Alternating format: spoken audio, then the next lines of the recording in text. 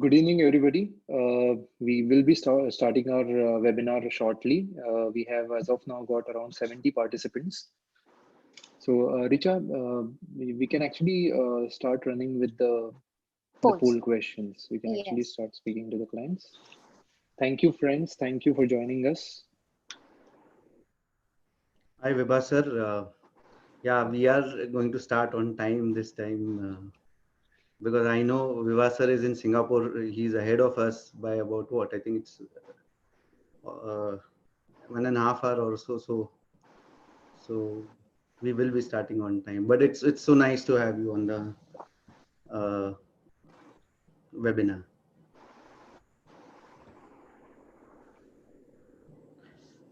Yeah, Mr. Eknath Sawant is also there. Yeah, we can start, I think, with some polls. Yeah. So we have actually, Richa, you can start off with the poll lineup. Just explain to the investors that what we are going to do. Right. Thank you all for being here today. Before we begin, I would run you through the flow of the webinar. We would firstly be running a poll with few questions. Amay would be doing so. After which we would have Nikhil sir to say a few words, followed by presentation by our chief speaker.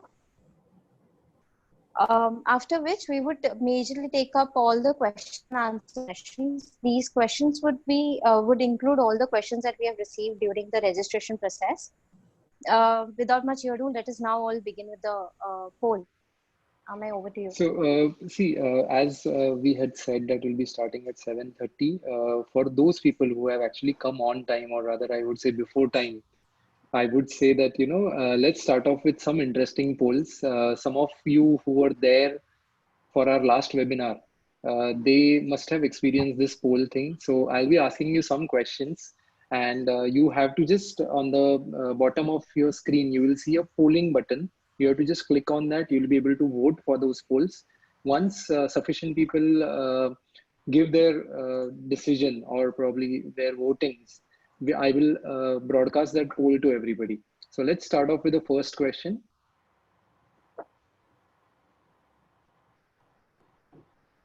So in current scenario, I would say that all of us will be doing thinking over what we will do next time. And this is such a regular thing on a weekly basis. All of us without fail go to a shopping mall.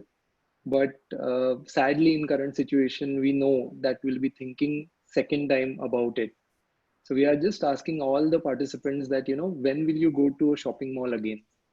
1 month down the line, 3 months from now, or 6 months from now? I have already got 55% vote. We'll just wait for another 20 seconds.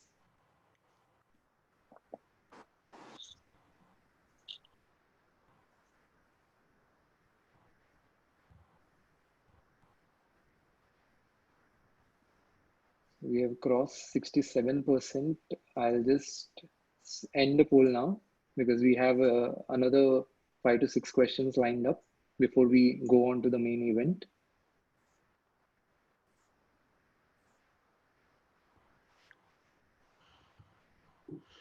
So as you can see is that most of the participants are comfortable after 3 months. So in all probability, the shopping malls will again be crowded next time after 3 months. Yeah, but Amay, if you see the 3 months and 6 months, 6 months is about neck and almost neck. about 90% of the people are saying that they'll go anywhere between 3 to 6 months. Right, Yeah. right. I'll just move on to the next question. Yeah.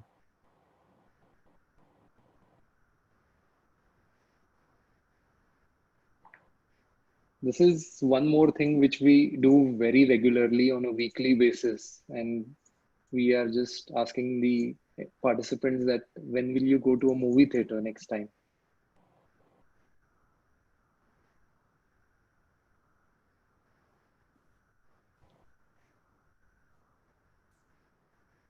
I'm not getting a great answer, but 6 months from now is leading right now with 64%.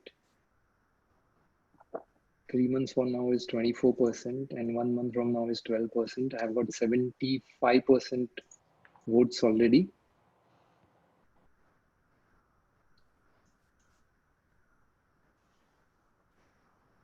I'll just end this poll. You can see the results on your screen now. As I was saying, that 6 months from now is for our previous answer also, we are getting a lot of answers for that. At the same time, we got good amount of answers for 3 months. 3 months was leading for last one.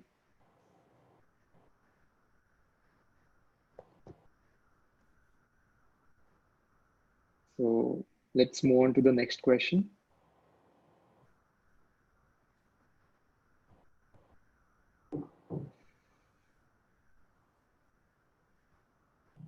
This is something very critical. This is very important to all of us that, I'm sure that on 3rd of May, when in all probability, if things will normalize or will start getting normalized, we just want to check is that, how many of you will be comfortable sending your kids to college or school?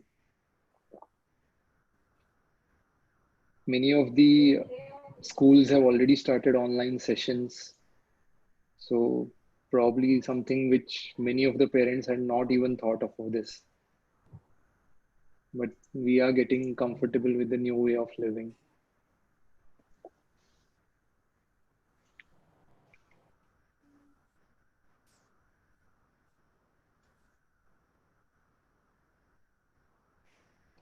I've already got 66% votes. I'll just wait for another 20 seconds or so.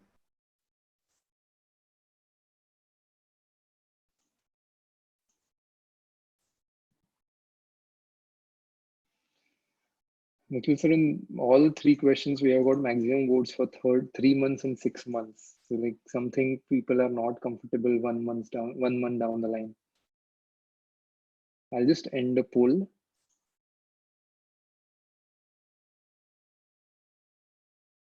You'll be able to see the result now on your screen.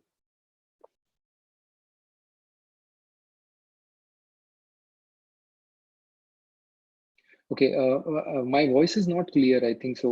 One of the participants is saying.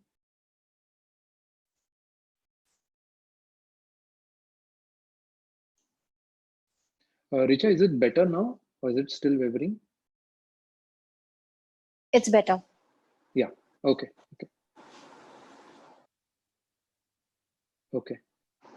Now I'll try to speak loudly. Some of the participants are saying it's low. I have noted that. I'll definitely make sure that we'll be speaking a bit loud.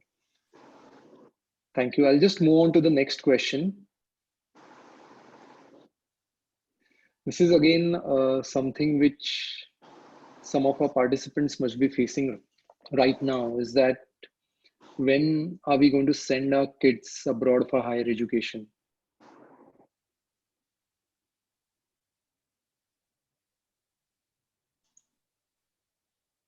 I've got around 25% votes as of now.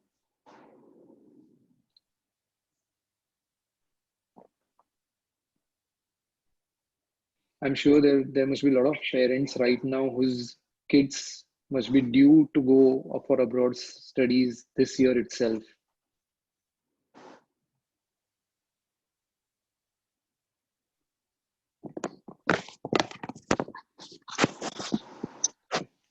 Good evening, sir.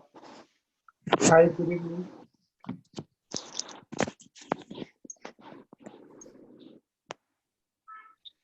So we are actually doing certain polls for our investors right now. So we'll Sure. get on with the event in 5 minutes. So probably there are some questions whose answer even you will be interested in looking at.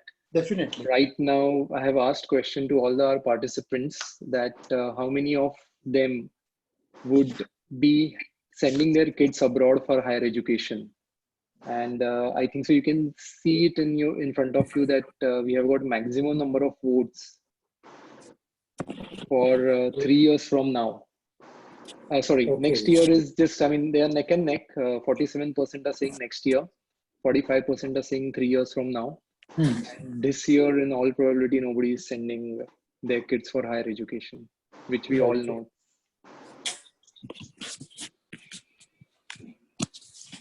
I'll just quickly move on to the next question.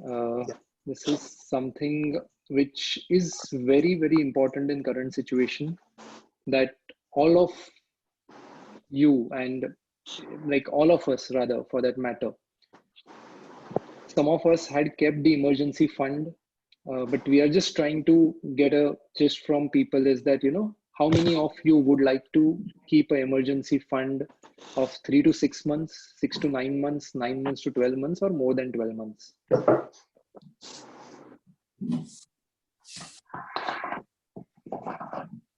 Nilesh sir, I hope you can see the polling which is happening.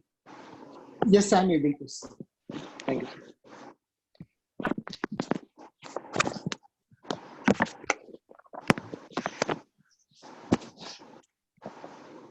So I've got 70% votes already. I'll just end the poll. I'll just move on to the next question. But before that, please have look at the result.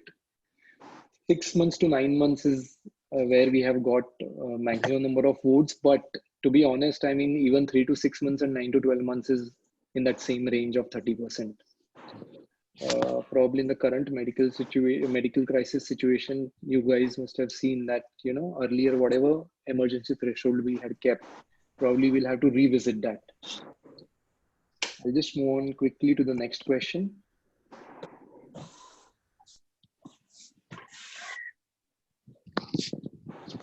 This is just to get a sense of all our participants that, generally when it comes to making a financial decision, who in your family is taking that financial decision? So it's either you're taking that financial decision yourself or your spouse, or both of you are jointly taking that decision. As of now, we have got around 74% votes.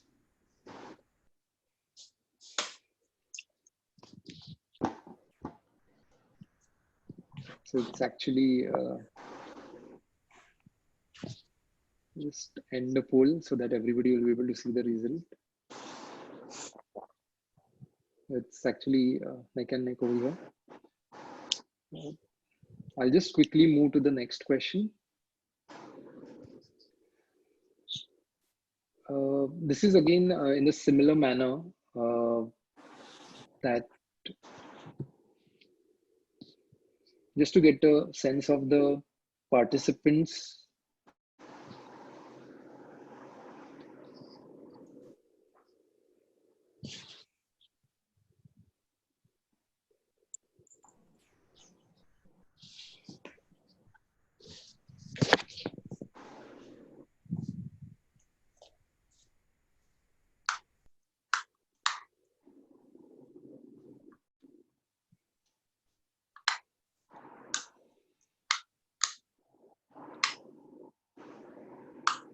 So we have a perfect mix of salaried as well as business owners. And so I think so, sir, with this, we'll move on to the, Richa will move on to the next session. Yes, Samay, thank you very much for the polls. Before we actually begin with the session, I would request Nikhil sir to say a few words. Yeah, hi, good evening, everyone. Thank you very much once again for joining us.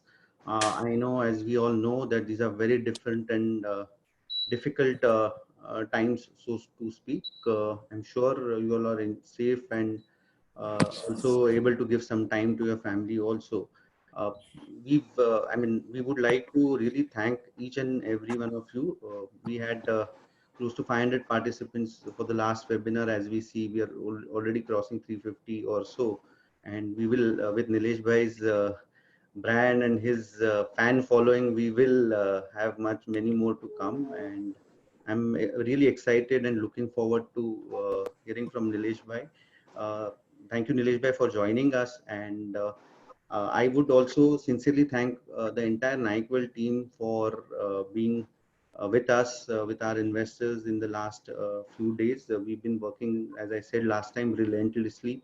Over a period of 30 years, we've built a very strong bond with our investors. We've learned so many things from each one of you. We've been happy to travel the journey of generations of wealth with you. So I would want to extend my sincere thanks to each one of you for being with us. and we will this just increases our responsibility towards your money, towards your wealth, towards your goal, and we will try and ensure that we will live up to it and make it count in coming times also. Thank you so much for being here. Richa, over to you. Thank you so much, sir. Before we begin with the session, let me introduce you to our speaker today. It's an honor to have Nilesh sir here with us. Mr. Nilesh Shah is the managing director of Kotak Mahindra Asset Management. He has over 25 years of experience in capital markets and market related investments. He has managed funds across equity, fixed income securities, real estates for local as well as global investors. He has also held leadership roles at Axis Capital, ICICI Prudential, Franklin Templeton, and ICICI Securities. Nilesh sir has also been awarded as a Best Fund Manager of the Year by Business Standard. His team has also won the Best Fund House of the Year at Franklin Templeton and at ICICI Prudential. Nilesh sir is a gold medalist chartered accountant and merit ranking cost accountant. He has co-authored a book on financial planning called A Direct Take. And most importantly, he is the chairman of AMFI and part of the Economic Advisory Council of Prime Minister Narendra Modi. Nilesh sir, thank you so much once again to be here with us. I hand over the session to you. Thank you. Thank you, Richa. Thank you, Amaya, and thank you, Nikhil, for having me here. I'll take some time to run you through what my thought is on the markets and economy, and then we'll be happy to take question answer. The first question which logically should come, that how come all the fund managers failed to anticipate this big crisis? When we last spoke, at your seminar, we didn't talk anything about this kind of crisis. Now, in our defense, when this Wuhan virus or coronavirus came out, it was from the family of SARS, MERS, and Ebola. When we looked at the history of these viruses, they were fatal than coronavirus, but they didn't result into lockdown like coronavirus. Somewhere we took lessons from the history of SARS, MERS, Ebola to believe that coronavirus will not create too much disturbance in economy, but unfortunately we were wrong. Second, we didn't trust data coming from China. We looked at guidance from World Health Organization. Unfortunately, it turned out to be Wuhan Health Organization. They consistently misled from Jan to first week of March about the seriousness of coronavirus. First, they said this is animal to human transmission. Then they said there's no need for travel restriction. Then they didn't declare this as epidemic. We could realize seriousness of coronavirus only when it reached Italy and Spain and number of deaths started galloping. The next question then comes, Nilesh, by markets have swung between 12,000 Nifty to 7,600 and then back to 8,900. Is this the fair reflection of the scenario? Have we covered all the economic damage which is going to happen because of coronavirus? Well, unfortunately, the meter is still running.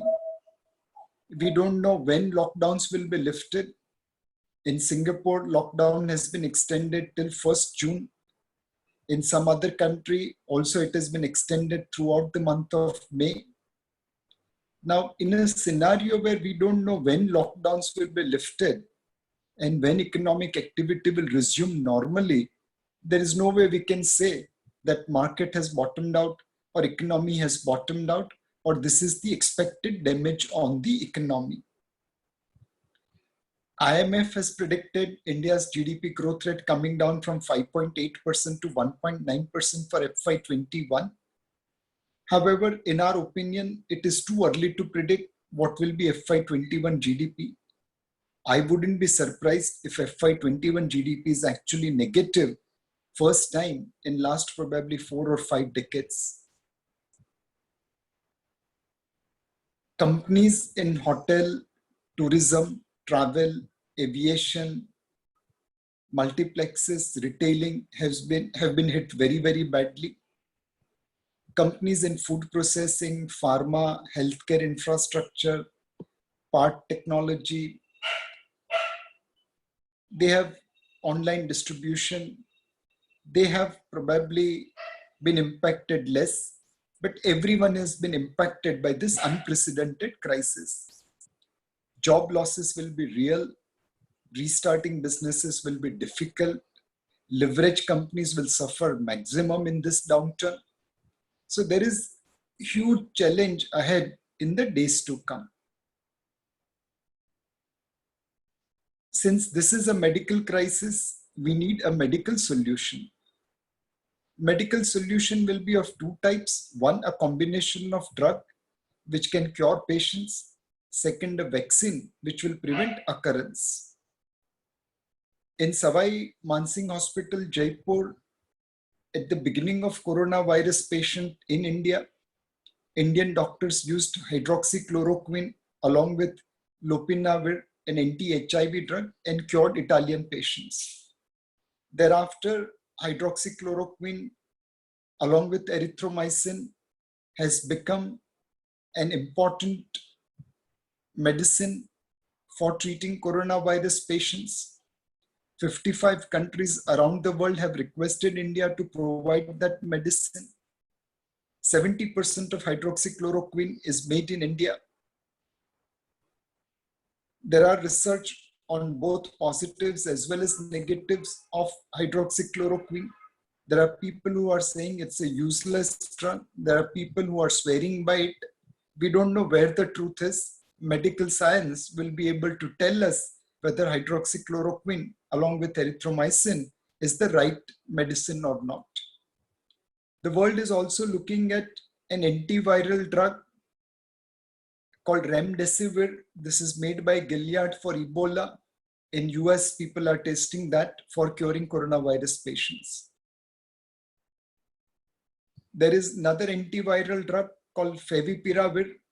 It's manufactured by Taioma Chemical, Japan. And that medicine also has been found useful in China for curing patients. In University of Monash, Australia, an anti-parasitic drug called ivermectin has been used to restrict replication of coronavirus. In laboratory condition, it has been proven successful. Obviously, human dosage is yet to be found out. Between anti-malaria drug like hydroxychloroquine and erythromycin, antiviral drug like remdesivir or favipiravir, anti-parasitic drug like ivermectin, there will be some standard protocol like crossiness for fever, seridonis for headache, which will be useful for curing patients, and that will give confidence to the government to restart economic activity. There is also interesting alternate therapy called plasma medicine, plasma infusion, where plasma from recovered patient is used to provide better immunity to the affected person. So best medicine mind of the world are today trying to search solution from existing drugs for the cure of coronavirus. Obviously, vaccine is an important tool to prevent occurrence. Moderna, Gilead, Johnson & Johnson, and Pfizer are American companies which are at the forefront of coronavirus vaccine. Their vaccine has gone into human trial. So has CanSino, a Chinese biotech company. In India, Zydus Cadila, Bharat Biotech, Serum Institute, They are also working towards finding a vaccine for coronavirus. University of Oxford in UK is also leading search for coronavirus vaccine.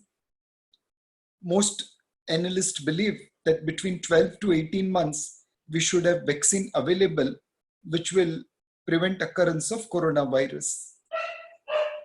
Clearly, government needs assurance from medical community that this combination of drug will cure patients, and in this time frame, vaccine will come and help prevent occurrence.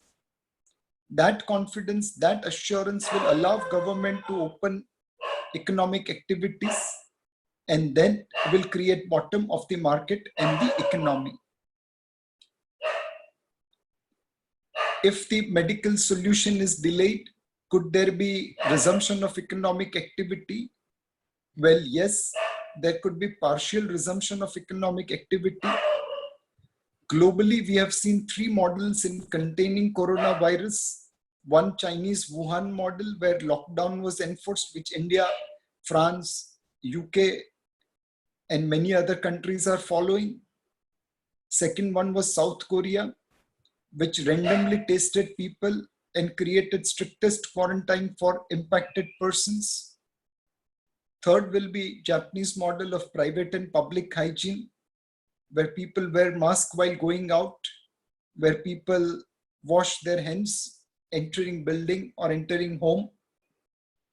This combination of public and private hygiene, random testing and isolation, and lockdown can be used together to contain coronavirus spread.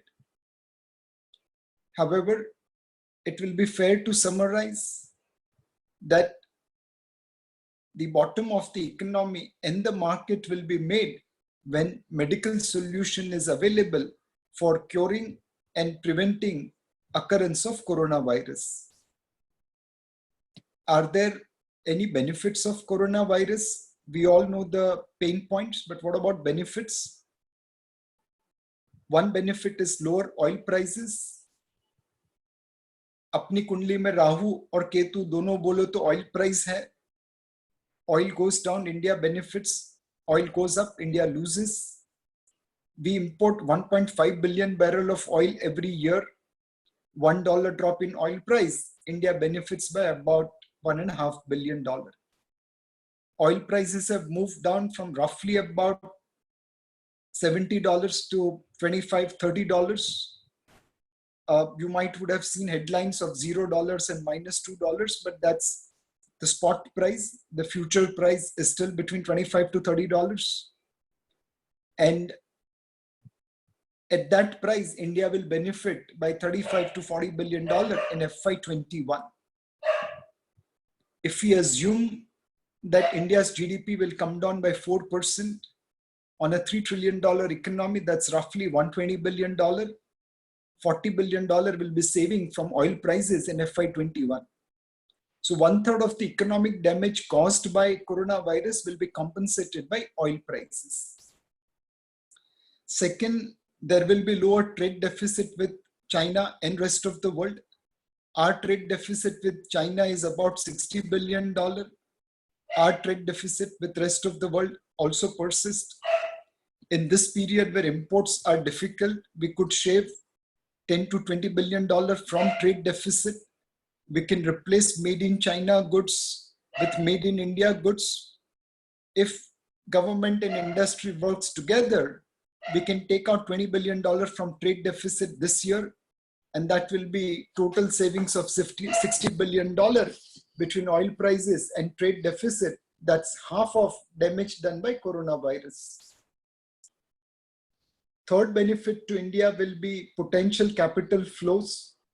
When the world is full of liquidity and low interest rates, money starts chasing growth, money starts chasing attractive markets. Clearly, India will be one attractive market if we bring our house in order in the days to come. Between last week of February till today, FPIs have taken out roughly 1,30,000 crore, close to $18 billion from Indian equity and debt market. This monies have gone to countries where where infected people are more than India, interest rates are lower than India, and GDP growth rate is lower than India. Can this money start coming back to India over a period of time? Answer is yes.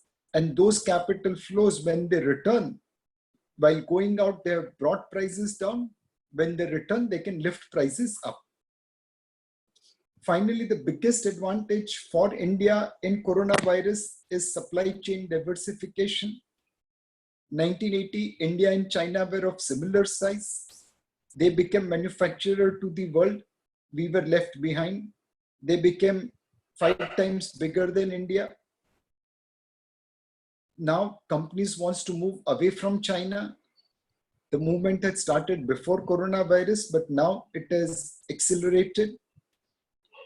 We can bring companies wanting to move away from China into India.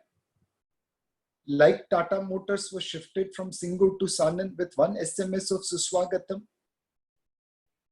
When Tata Motors came to Sanand, land was allotted to them, power connection was allotted to them, infrastructure was quickly developed. They got tax incentives for setting up their factory in Gujarat. In 18 months, Tata Nano started rolling out of Sanand factory.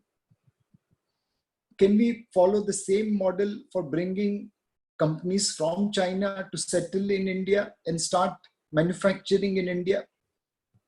If we are able to do that, that will create significant advantage for India. Let me give you an example about Samsung, a Korean chaebol which came to India long before it went to Vietnam. They make in India mobile phones, TV, fridge, AC kind of consumer durables and sell in India. Their turnover is about $10 to $12 billion. In Vietnam, they make in Vietnam and sell all over the world. Their turnover in Vietnam is $62 billion. In a country which is 1/10 the size of India, they have 6 times higher turnover. They contribute 28% of GDP to Vietnam. Their contribution to Vietnam is more than Government of India's contribution to Indian economy as a percentage of GDP. Can we bring 200 such Samsungs from China to India, help them flourish and create billions of dollars of turnover? If we are able to achieve this, then we don't have to worry about growth for next years to come.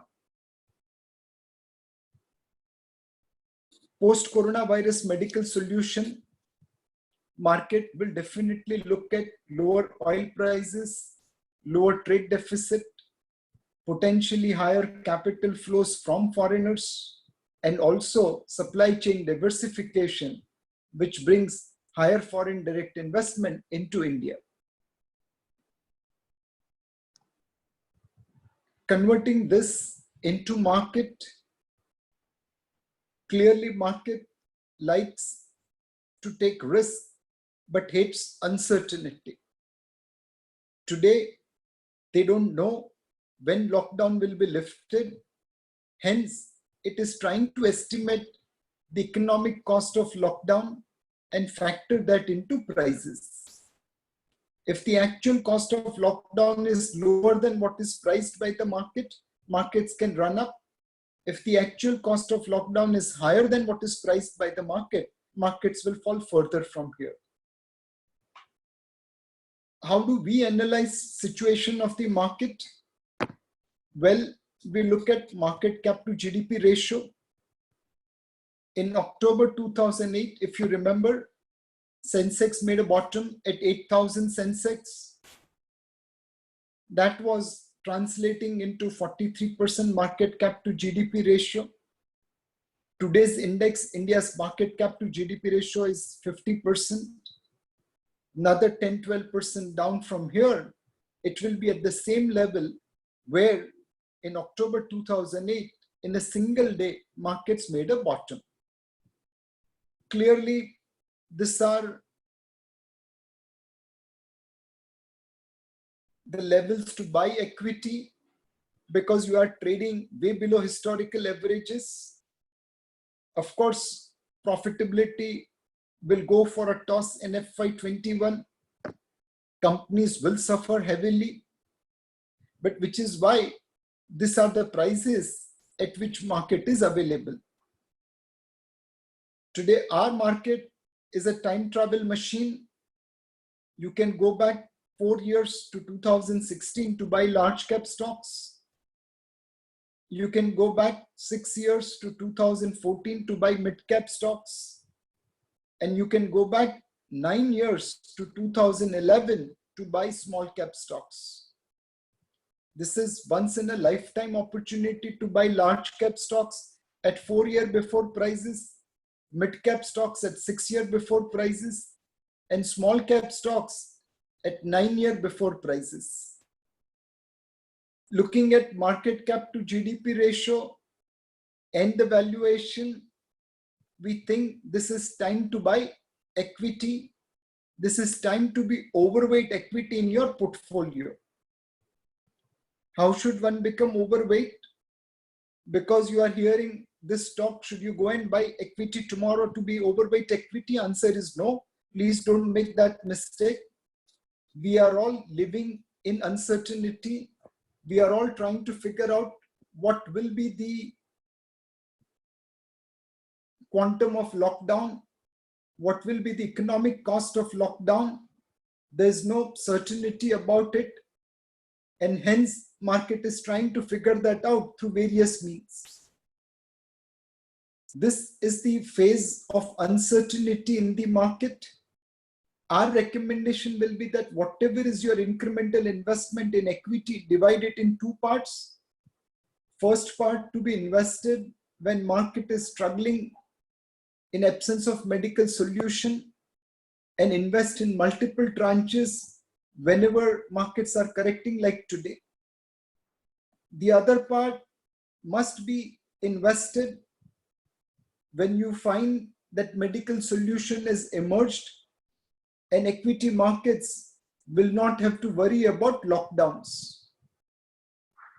Clearly, that investments can be done in smaller tranches as markets are likely to bounce once medical solution emerges. So effectively, divide your incremental investments in two parts. One part to be invested in multiple tranches into number of installments when markets are down and struggling with uncertainty of lockdown. And the other part to be invested in smaller number of tranches once you find medical solution is emerged and normal economic activity will resume. What should be our allocation to large cap, mid cap, small cap? Well, if you are conservative investors, invest in large cap funds. If you are average investors, invest in multi-cap funds. And if you are aggressive investors, look to invest in small and mid cap funds. Is there any other asset class other than equity to look at it? Answer is yes. Gold is another interesting asset class. Gold prices normally does well when interest rates are low and liquidity is high. In November 2008, gold prices bottomed at $750. It went to cross $1875, giving more than 100% US dollar return by September 2011 as easy liquidity and low interest rate pushed gold prices up. 2020 onwards, we are likely to see low interest rate environment and high liquidity. This will invariably support gold prices like it did between 2008 to 2011. There is one more positive factor for gold. China has $3 trillion of FX reserves, highest in the world, more than half of FX reserves held by countries around the world. These monies are invested in US dollar assets, euro and Japanese yen.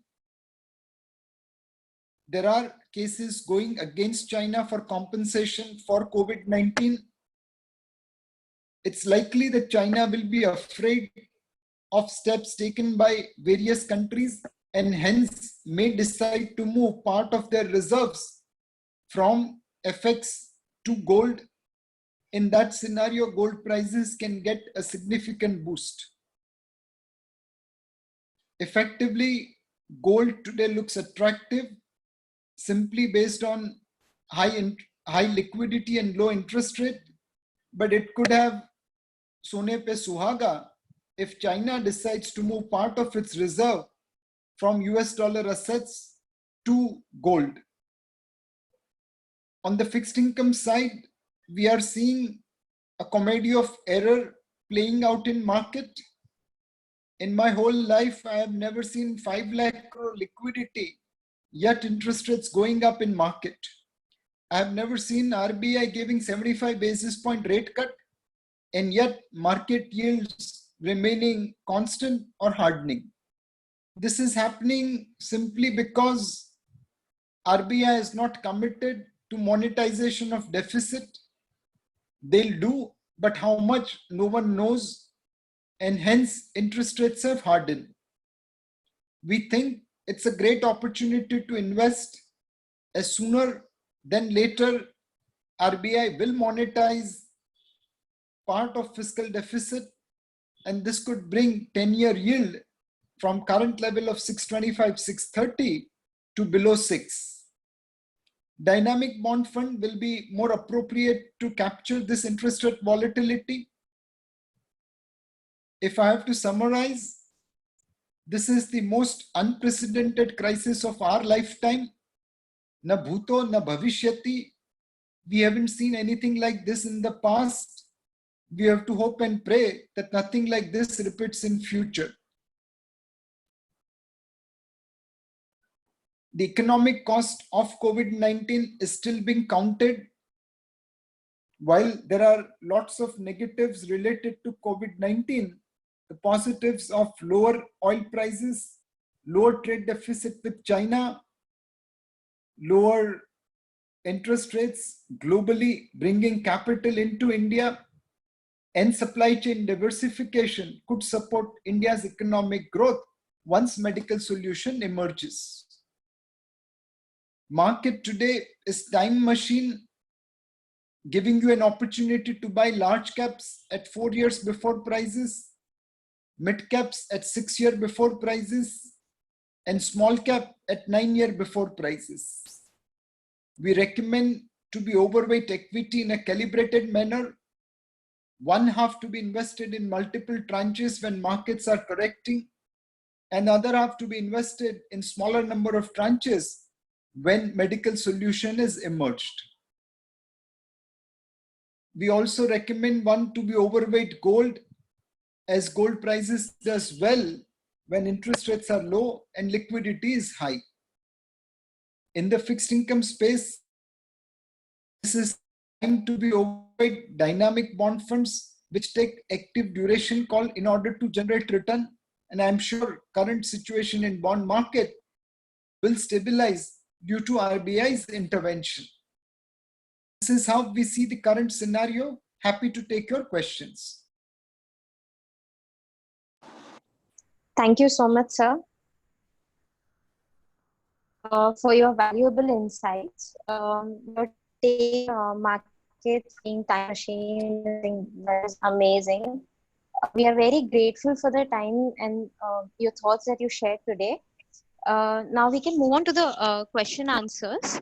The first question, with your permission, sir, we can begin. We have received by Mr. Nayan Patel. His question is, sir, with global markets and economy down by almost 6%, will there be more influx of foreign investors in Indian markets? Undoubtedly, we have to welcome foreign investors. Today, India's image has gone up in the eyes of world. China gave Wuhan virus, we gave hydroxychloroquine tablets. एक ने दर्द दिया, दूसरे ने दवाई दी, एक ने जख्म दिया, दूसरे ने मरहम दिया. Now, just because our image has gone up does not mean foreigners will bring money into India.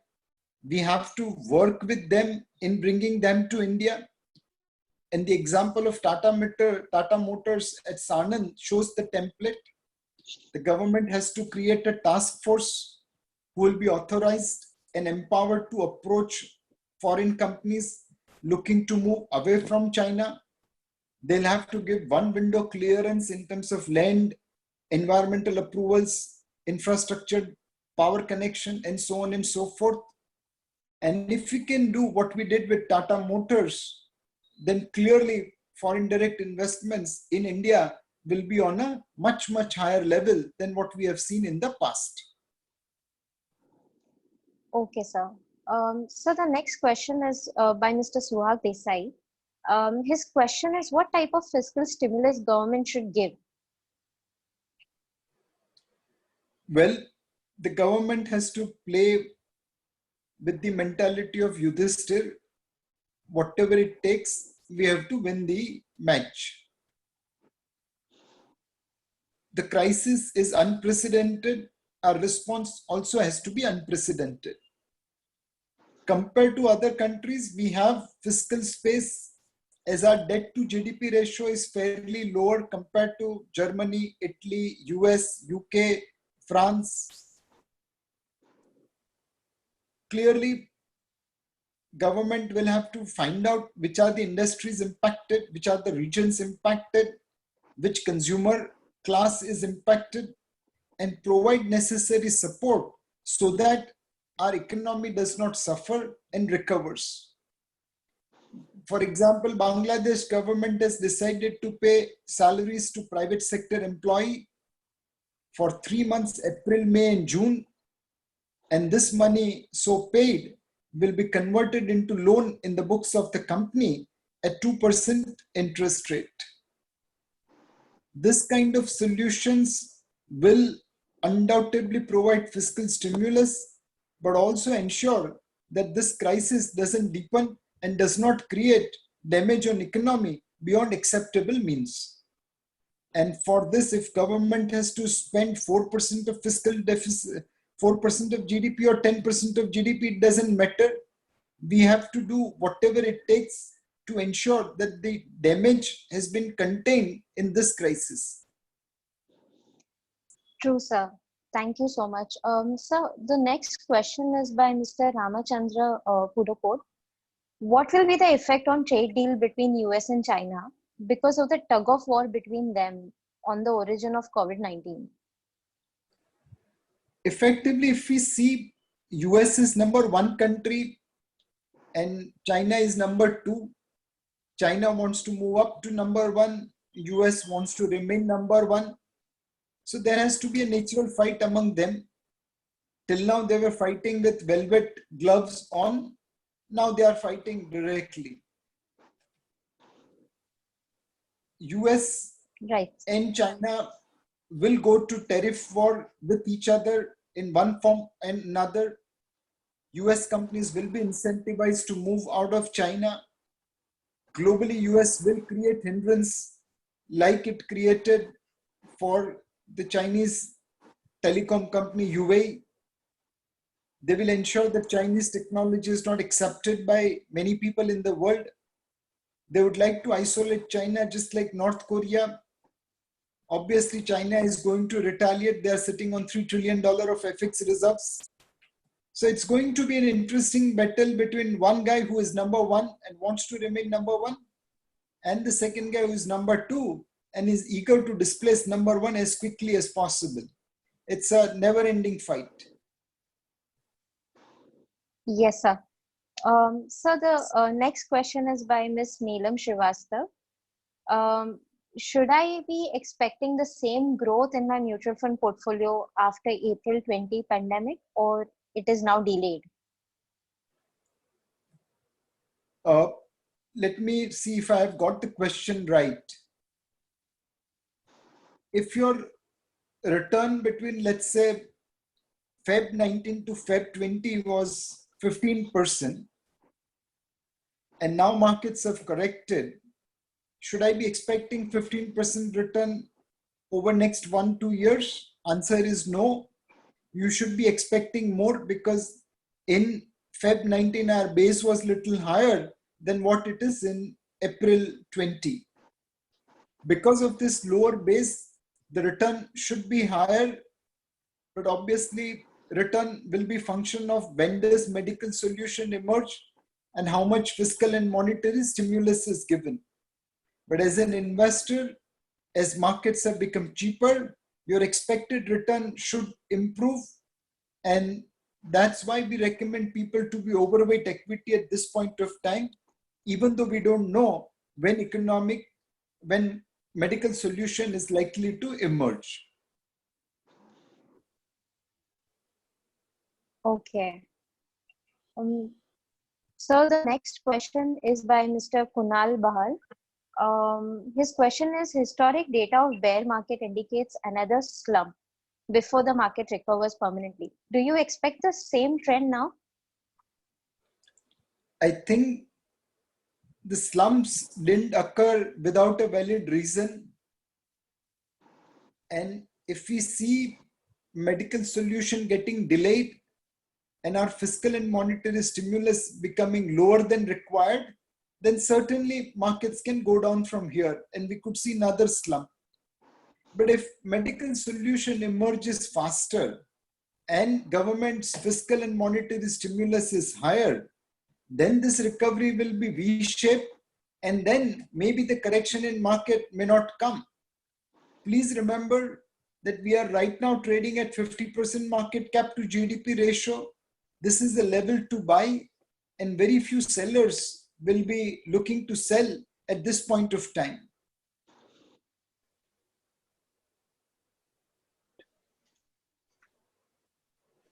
Sir, I have one question.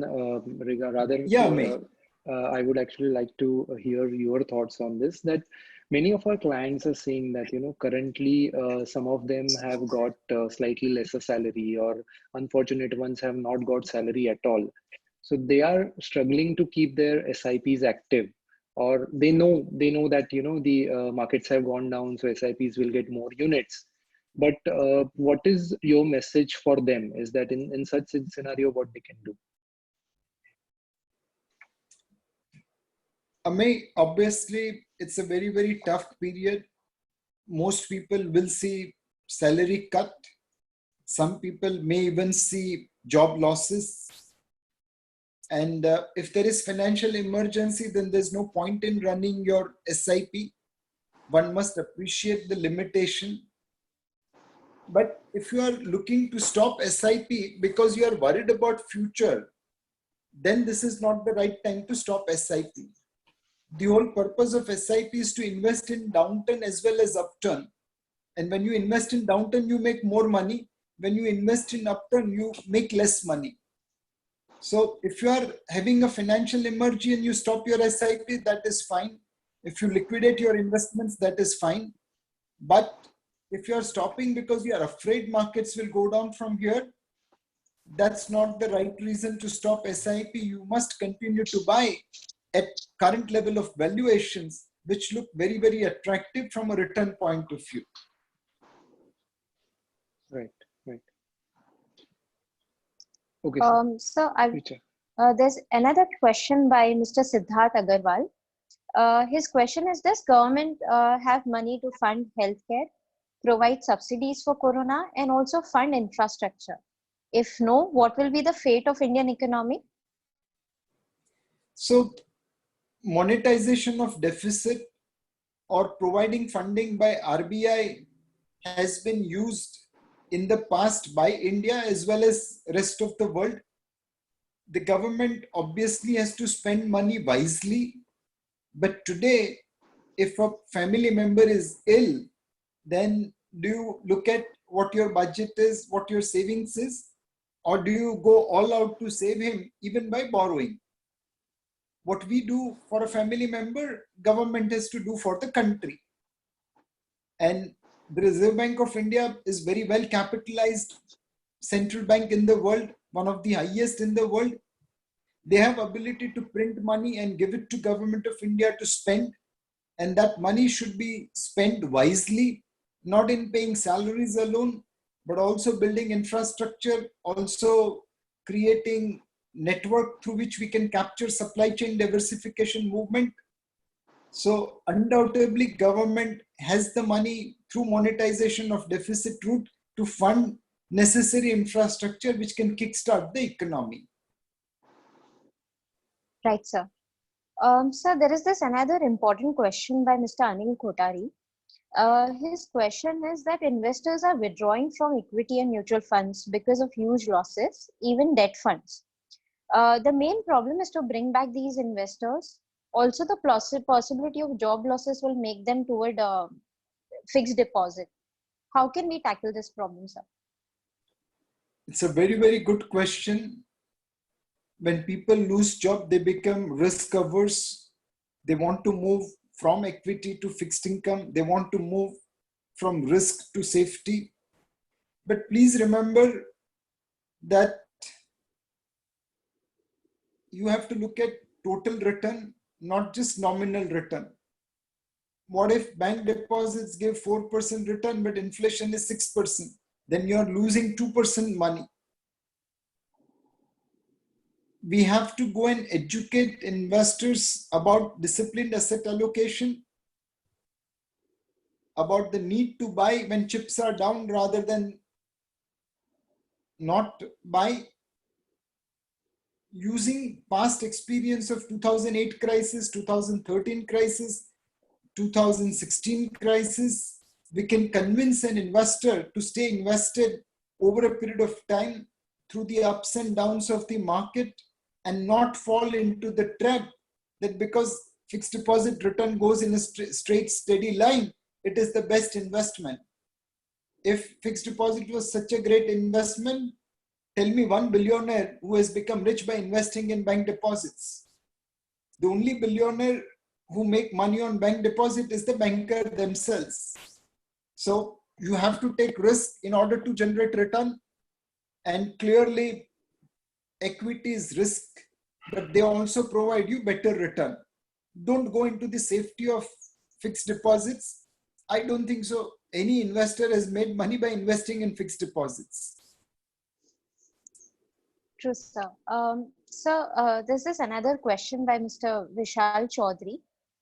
His question is, even when there is a scare of COVID-19 and fundamental of good companies looks blurred and very uncertain, why is the market surging? Is it following US market in the scenario as well?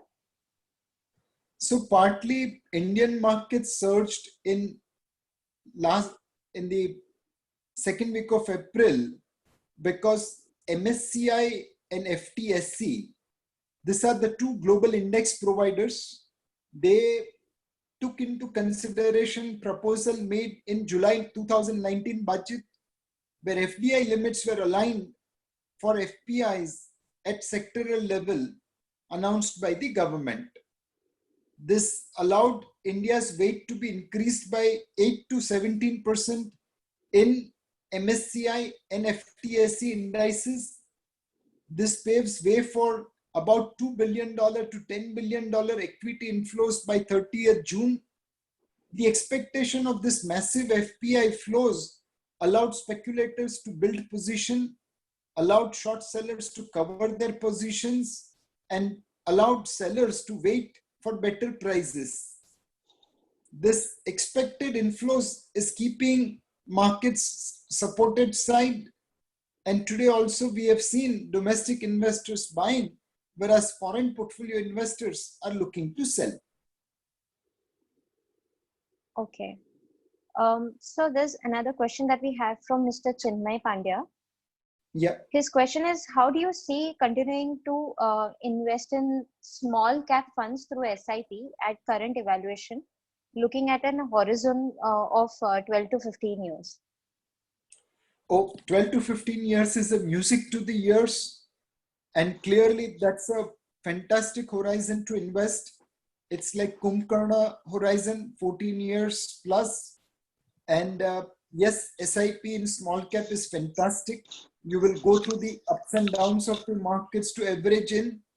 And you are starting your SIP at the right time because small caps are available at 9 years before prices. Best possible decision in today's time. Okay. So there's one more question by Mr. Webb of Tendulkar.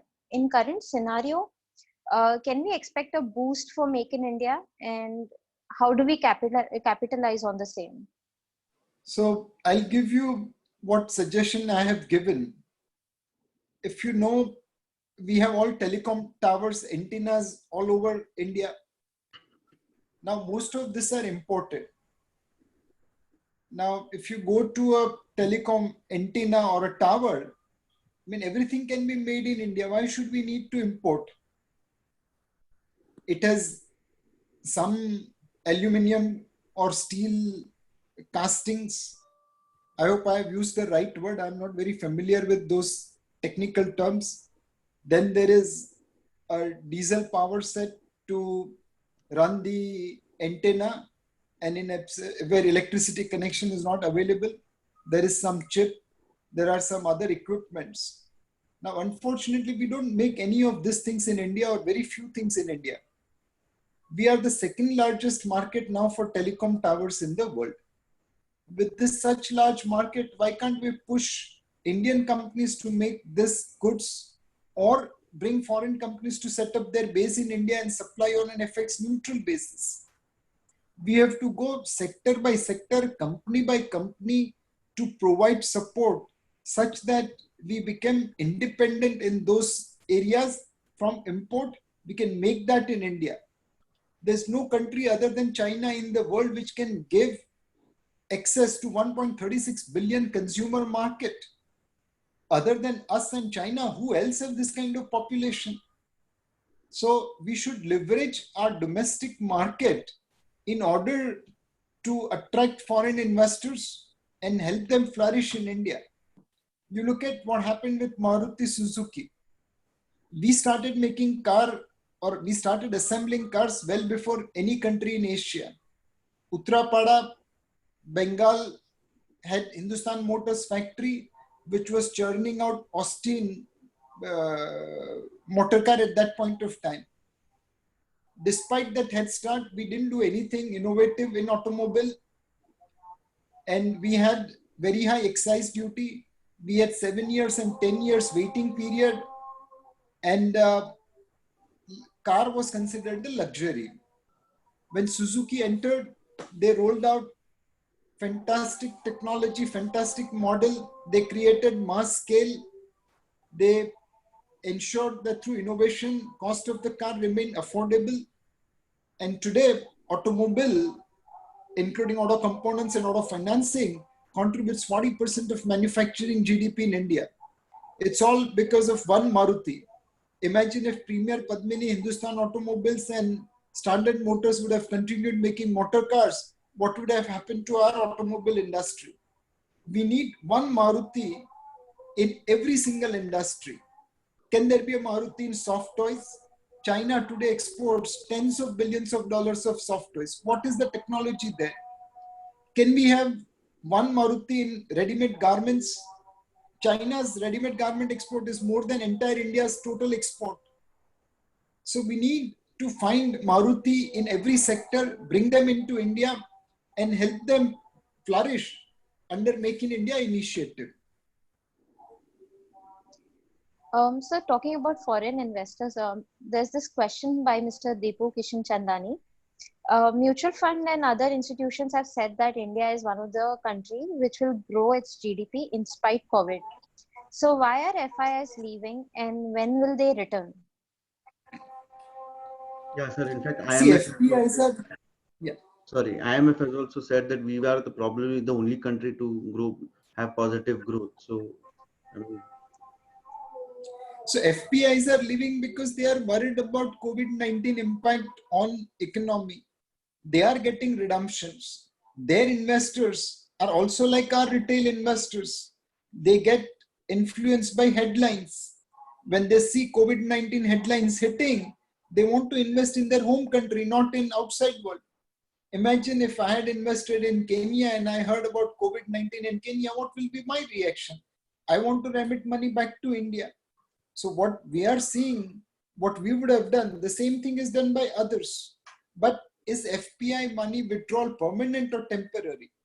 By increasing our weight in MSCI index, in FTSE index, we have ensured that there will be some flows coming from FPIs in the days to come. Second, in the world full of liquidity and low interest rates, money will make a U-turn. They will come to our country if we are offering better growth. Our interest rates are higher than rest of the world. Our growth rate is higher than the rest of the world. And number of deaths in India is lowest per million in any part of the world. Our media will tom-tom about, oh, we have done only X amount of testing. But why can't we say that we have the lowest number of deaths per million in the entire world? Our media will never say that India and Italy got coronavirus patient at the same time. Look at the problem in Italy. How many deaths have happened despite superior health infrastructure, despite entire European Union coming to help them. Look at India with limited health infrastructure. We have still contained coronavirus spread, and the number of deaths are far less than the number of deaths happening in Italy. If we spin positive stories about India and the world hears that, foreigners will come to invest in India. If we ourselves turn negative story and make it headline and give it to the rest of the world, then people will be afraid. They won't know what's actually happening in India.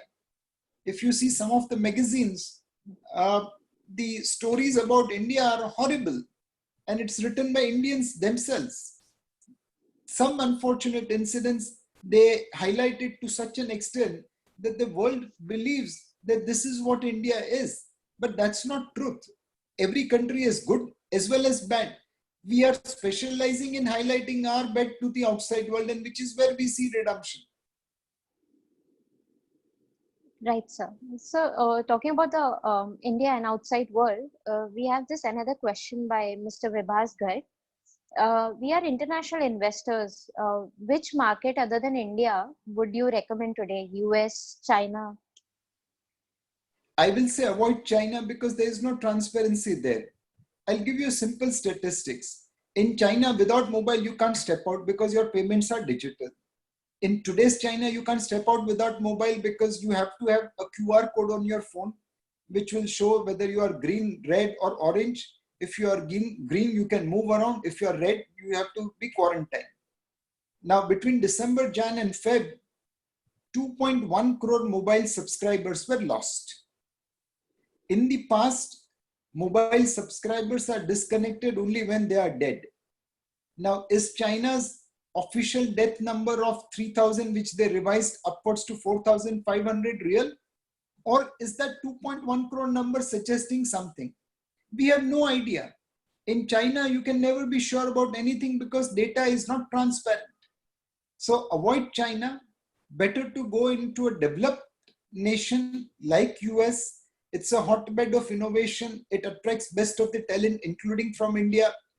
So US market definitely should be looked at, but rest of the world, try to invest in a diversified fashion rather than going into single country. And gold is also an international asset. It gives you dollar exposure. It gives you exposure away from India.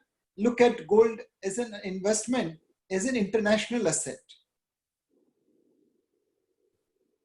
Right, sir. There is this hot question that Mr. Nilesh Mehta has asked. His question is the recession on its way? Undoubtedly. Already the GDP growth number has been revised from 6% to 2%. My guess is that it's an overestimate. The actual number could be negative. So undoubtedly FY21 is likely to have a potential negative growth rate. This will be after 1970s decades for the first time. And this is essentially driven by two variables. One, fiscal and monetary stimulus on one side and medical solution on the other side. If medical solution is delayed and fiscal and monetary stimulus is lower, we will see recession. If medical solution is early and fiscal and monetary stimulus is higher, we won't see recession. Right, sir. You've already answered about SIPs, but then this one last question I would like to ask by Mr. Mandar Terse. He has this very good question about our mutual fund SIPs really helpful in achieving our dreams in long run. Undoubtedly, yes. You didn't ask this question in January 20 where your returns are in double digit. Today, when markets are down, returns are in lower single digit to negative. You are asking this question. Come June, July 2020, if gods are favoring India, we have medical solution, our fiscal and monetary stimulus is good, and we have lower oil prices, lower trade deficit, we get Samsung kind of company to India and foreign capital rush into India, again your SIP numbers will be double digit positive. Then you won't ask this question.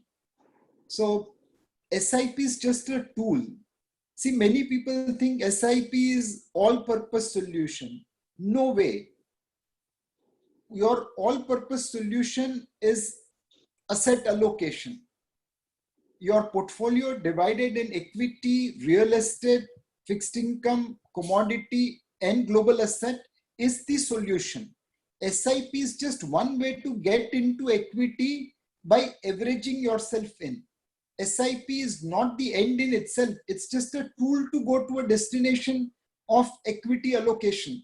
But your portfolio must contain equity, debt, real estate, commodity, and international assets in order to create a wholesome return. So SIP is a means. It's not an end in itself. Right, sir. So, thank you so much. I would now like to hand over to Amay. Thank you, sir. Thanks a lot for your lovely session, lovely insights. I'll just give quick vote of thanks for everybody. Sir, I would say that privilege is an understatement word when we speak of you. And thank you may not just suffice. The measure, when we measure up to the gratitude we feel for sharing your insights with us. May I just say that we are honored to have your insights. Not only will come out of this pandemic stronger and better, but wiser, financially wiser because of your insights. I also want to take this opportunity to thank you, my entire 60-member sales team of Naik Wealth, Naik Insurance Broking, which include our client service team, marketing team, sales team, who have all come together to make this event happen. And last but not the least, thank you to all our participants. We had more than 450 participants today, which are watching this event not only from different parts of India, but from across the world. So thank you. Thanks, Ethan. Have a great evening ahead. Thank you. Stay safe, stay healthy.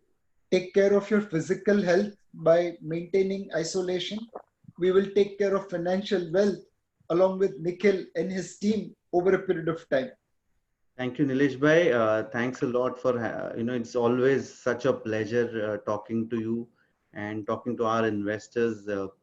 One of the things somebody asked me that how many things do you think will change after COVID? So I believe in the short run, a lot of things are going to change. In the medium term, few, and in the long run, I think we will all go back to our routine, our normal life, go back to our basics of investing, go back to basics of having our basic investment planning, or like we said the last panel discussion, we are going back to washing hands, as basic as that. So we will actually hopefully go back to those things and have wonderful returns with your guidance in times to come. I must thank you for taking time out of your busy schedule. I know post work from home you've become even more busier than you were in earlier times. But thanks a lot, and thank you all the participants. The next panel, the next webinar is going to be very special.